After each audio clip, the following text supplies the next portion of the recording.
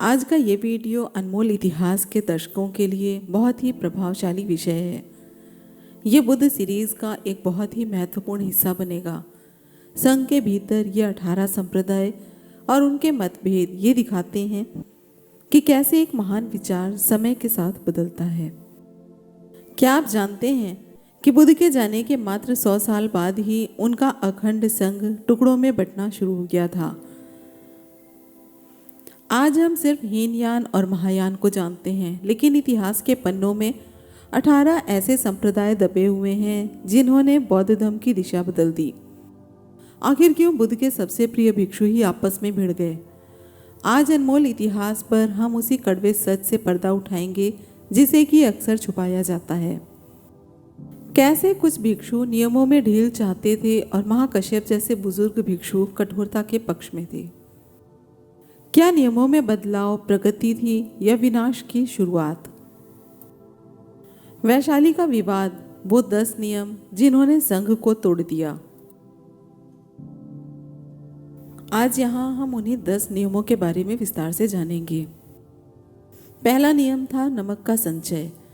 भिक्षुओं के लिए अगले दिन के लिए भोजन बचाना मना था। वैशाली के भिक्षु सींग में नमक भरने लगे थे ताकि बाद में इसे इस्तेमाल कर सकें। इसे लालच की शुरुआत माना गया।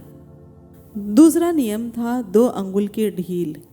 नियम था कि सूरज ढलने यानी कि दोपहर के बाद भोजन नहीं करना है। वैशाली के भिक्षु तर्क देते थे, यदि सूरज की छाया 2 अंगुल भी ढल जाए तब भी भोजन किया जा सकता है। तीसरा नियम था गांव की यात्रा।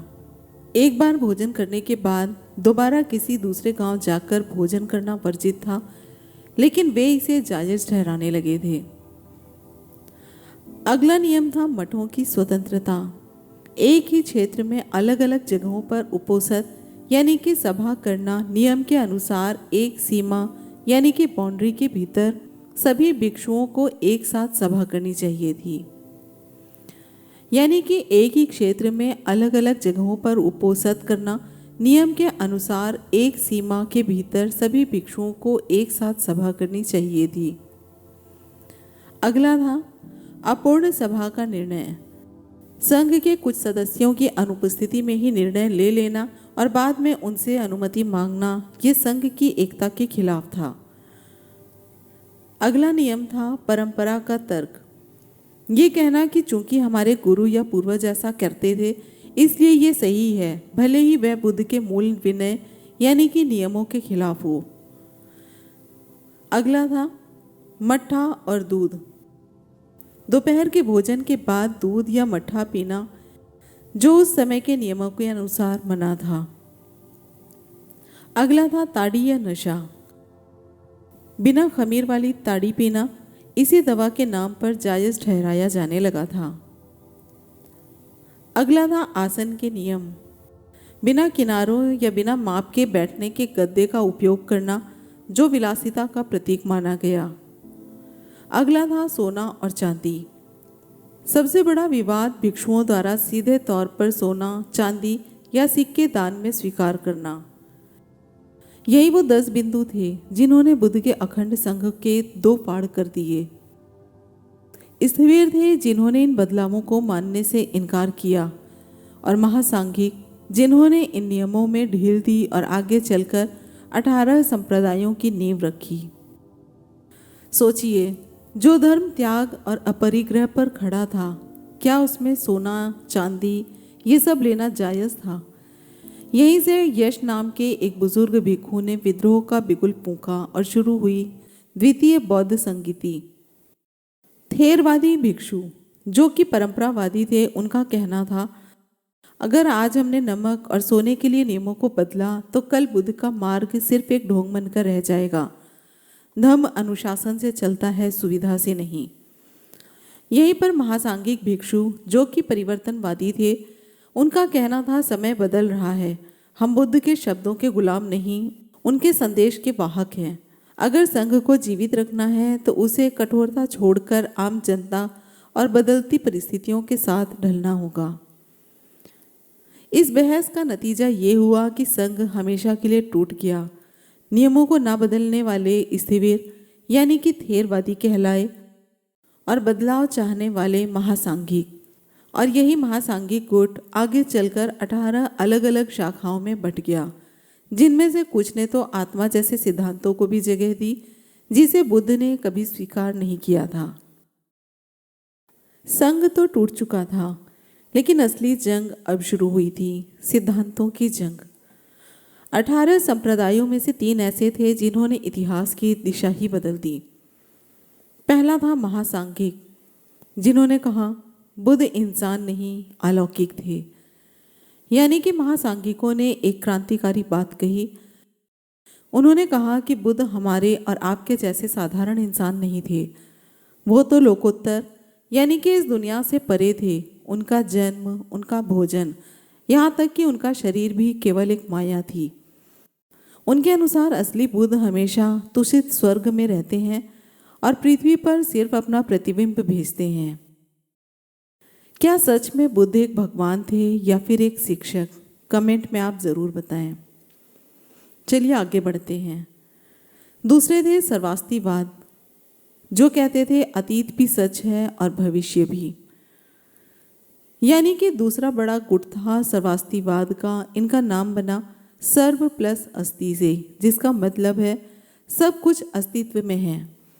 जहाँ बुद्ध ने कहा था कि सब कुछ क्षणभंगुर है, यानी कि टेम्परेरी है, वहीं सर्वास्तिवादियों ने यह तर्क दिया कि अगर हम किसी चीज़ को याद कर सकते हैं तो इसका मतलब है कि वो अतीत यानी कि पास्ट में अभी भी कहीं मौजूद है। उनके लिए समय एक बहती नदी नहीं बल्कि एक स्थिर समंदर था, जहाँ बीता हुआ कल और आने वाला कल दोनों ही सच थे। सबसे विवादास्पद गुट था पुद्गलवाद। बुद्ध ने अनात्मवाद यानी कि कोई भी आत्मा नहीं है की शिक्षा दी थी, लेकिन इस संप्रदाय के भिक्षुओं ने कहा कि अगर कोई आत्मा नहीं है तो पुनर्जन्म किसका होता है, कर्मों का फल किसे मिलता है। उन्होंने आत्मा शब्द का इस्तेमाल तो नहीं किया, लेकिन पुद्गल नाम की एक ऐसी सत्ता की कल्पना की जो एक जन्म से दूसरे जन्म तक जाती है। बाकी 17 संप्रदायों ने इन्हें बौद्ध धर्म के भीतर छिपे ब्राह्मण कहकर इनका विरोध किया। ये बहसें सिर्फ बंद कमरों में नहीं हो रही थी, इन वैचारिक दूरियों ने ही आम जनता को भ्रमित किया। जब भिक्षु ही इस बात पर एकमत नहीं थे कि बुद्ध कौन थे और उनकी शिक्षा क्या थी, तो बाहरी आक्रमणों और अन्य धर्मों के बढ़ते प्रभाव के सामने संघ कमजोर पड़ने लग जाता है। 18 टुकड़ों में बटा ये धर्म भारत की धरती पर अपनी एकता खो बैठा। ये विभाजन केवल विचारों का नहीं था बल्कि भौगोलिक भी था। देखते ही देखते बुद्ध का धम्म भारत के अलग अलग कोनों में अपनी एक नई पहचान बनाने लगा। मगध और वैशाली यानी कि मध्य भारत में महासांघिकों का गढ़। बिहार का मगध और वैशाली क्षेत्र महासांघिकों का केंद्र बना। यहाँ के भिक्षु उदारवादी थे और उन्होंने ही सबसे पहले बुद्ध को अलौकिक रूप देना शुरू किया। यही विचारधारा बाद में दक्षिण भारत के आंध्र प्रदेश तक फैली, जहाँ अमरावती के स्तूपों में इनकी कला की झलक आज भी दिखती है। मथुरा और गांधार उत्तर पश्चिम भारत, जहाँ पर हुआ सर्वास्तिवाद का उदय। अगर हम उत्तर की ओर पढ़ें तो मथुरा और आज के पाकिस्तान अफगानिस्तान वाले गांधार क्षेत्र में सर्वास्तिवाद का दबदबा था। यहाँ के भिक्षुओं ने संस्कृत को अपनी मुख्य भाषा बनाया। कनिष्क के शासनकाल में इसी क्षेत्र से बौद्ध धर्म मध्य एशिया और चीन की ओर बढ़ा। तीसरा है अवंती और कौशाम्बी यानी कि पश्चिम भारत, जहाँ पर समितीय और पुद्गलवाद का संप्रदाय था। पश्चिमी भारत के अवंती यानी कि उज्जैन और कौशाम्बी क्षेत्र में समितीय और पुद्गलवाद संप्रदाय फला फूला। एक समय था जब ये संप्रदाय भारत में सबसे लोकप्रिय था, लेकिन आत्मा जैसी धारणाओं के कारण इसे कट्टर परंपरावादियों का विरोध भी झेलना पड़ा। अगला था पाटलिपुत्र और श्रीलंका यानी कि दक्षिण की ओर। थेरवाद का सफर। सम्राट अशोक के समय जो परंपरावादी भिक्षु थे, उन्होंने अपनी जड़ें पाटलिपुत्र में जमाई। यहीं से अशोक के पुत्र महेंद्र और पुत्री संघमित्रा ने थेरवाद को श्रीलंका पहुंचाया, जहां पर यह आज भी अपने शुद्ध रूप में सुरक्षित है। लेकिन इस विस्तार की एक भारी कीमत चुकानी पड़ी। जैसे जैसे संप्रदाय दूर होते गए, उनके बीच दूरियां और मतभेद बढ़ते गए, जिससे अंततः केंद्रीय शक्ति कमजोर हो गई। सिर्फ आपसी विवाद ही नहीं, बल्कि इन विवादों ने कैसे बाहरी प्रभाव, जैसे कि तंत्र मंत्र का प्रवेश, इन सब को रास्ता दिया। अब इस पर विस्तार से चर्चा करेंगे। निश्चित रूप से ये सबसे महत्वपूर्ण और संवेदनशील हिस्सा है कि कैसे आंतरिक कमजोरी ने बाहरी प्रभावों के लिए दरवाजा खोला। अक्सर ये कहा जाता है कि बौद्ध धर्म के भारत से पतन का कारण बाहरी आक्रमण थे, लेकिन सच इससे कहीं अधिक गहरा और कड़वा है। इन 18 संप्रदायों के आपसी टकराव ने एक ऐसा शून्य यानी कि वैक्यूम पैदा कर दिया, जिसे भरने के लिए ऐसी ताकतों ने प्रवेश किया जिन्होंने धर्म का स्वरूप ही बदल दिया। पहला था तंत्र मंत्र और गुप्त विधाओं का प्रवेश। जब भिक्षु आपस में ही बुद्ध के स्वरूप पर उलझ रहे थे, तब आम जनता को आकर्षित करने के लिए कुछ संप्रदायों ने तंत्र मंत्र, जादुई अनुष्ठान और गुप्त विद्याओं को अपनाना शुरू कर दिया। जो धर्म कभी तर्क और विवेक पर टिका था, अब वो मंत्रों और सिद्धियों के जाल में फंसने लगा। इसने धर्म की उस सादगी को खत्म कर दिया जिसे बुद्ध ने सिखाया था। दूसरा था नैतिकता का गिरता स्तर।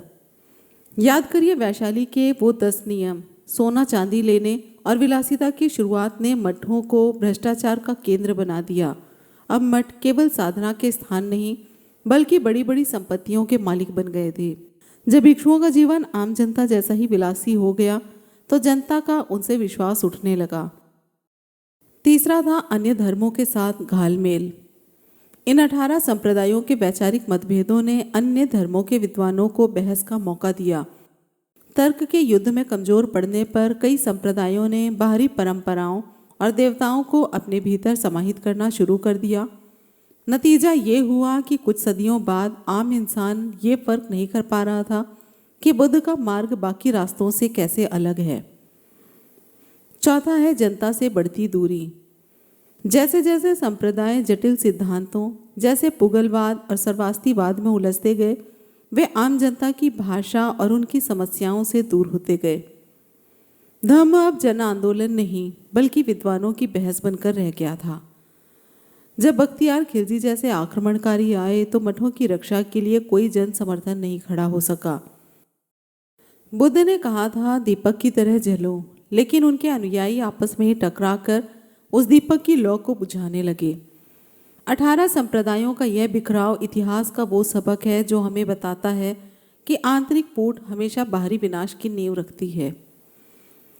तो आपको क्या लगता है कि अगर संघ एकजुट रहता तो आज भारत में बौद्ध धर्म की तस्वीर कुछ और होती? क्या नियमों में वो 10 बदलाव ही पतन की असली जड़ थे? अपनी राय कमेंट्स में ज़रूर दें। अगर आपको ये ऐतिहासिक विश्लेषण पसंद आया तो अनमोल इतिहास को सब्सक्राइब करें। मिलेंगे अगले वीडियो में एक नई जानकारी के साथ। जय भीम, नमो बुद्धाय।